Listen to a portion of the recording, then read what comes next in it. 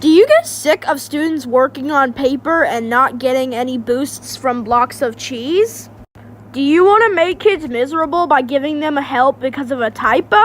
Well, now you can. With Zearn, the learning program that makes kids miserable. So first, students will go through the number gym. The number gym teaches students not about the upcoming lesson and about some other random topic. For example, in some snacks, they go through animals eating whole containers and leaves off of strawberries. And then at the end, students are greeted with a picture of a bunny that just passed out after eating a bunch of strawberries. And also, this has just addition in it, and it has nothing to do with the upcoming lesson. So that's great. Then after it's completed, students have a chance of encountering a wild card. Wild cards are fun videos to get kids going. So it is just videos that have nothing to do with Zearn. And also, they are just about funny things happening. They're just little breaks from Zearn. So yeah, that'll make kids laugh. The problem about this is, we don't want kids to laugh. We want them to suffer. So most of the time, wild cards are skips. But the thing is, we will also have these things called blasts, which help students go. At the start of blasts, it looks like it's timed. That's supposed to trick students to thinking they are being timed, but they are not being timed. They have infinite time. If a student is stuck on a question, they will not get any boosts. They will have to keep going. But it changes soon in the Learning Lab, Math Chat, Z-Squad, or Tower of Power. Up next, students will be greeted with one of the three things: Math Chat, Z-Squad, or Learning Lab. Right now, we'll only talk about Math Chat because I don't have any photos of Z-Squad or Learning Lab.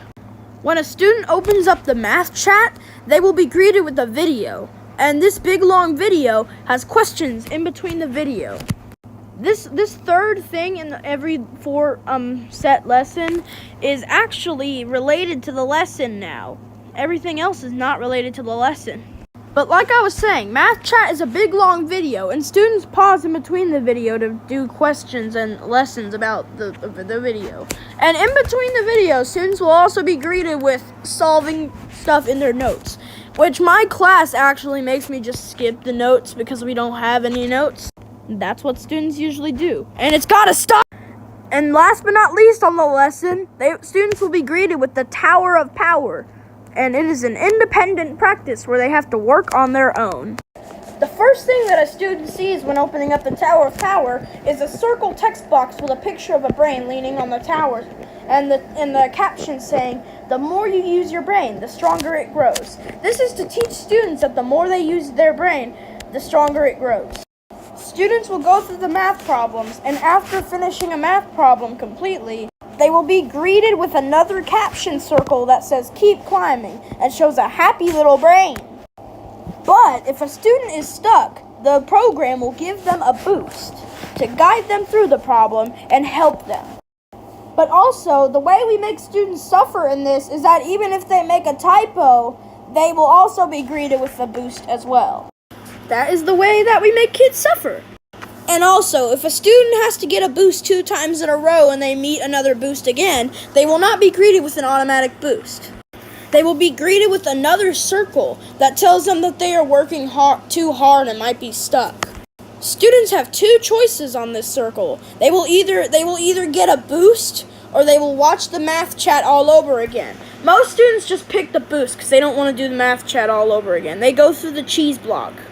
But wait! Who's the cheese block, you may ask? The cheese block is a happy little block of cheese that gives students boosts when they don't need them. Even if they make a typo, the cheese block will guide students through the problem and make them miserable. And that's what we want from Eureka Math. And then finally, after completing the Tower of Power, students will finally be greeted with an end screen that shows them that they have completed the lesson and are ready to move on to the next lesson. This makes students happy, but later on at our school, we will teach students that they are not supposed to be happy right now and that we are going to give them more miserable school.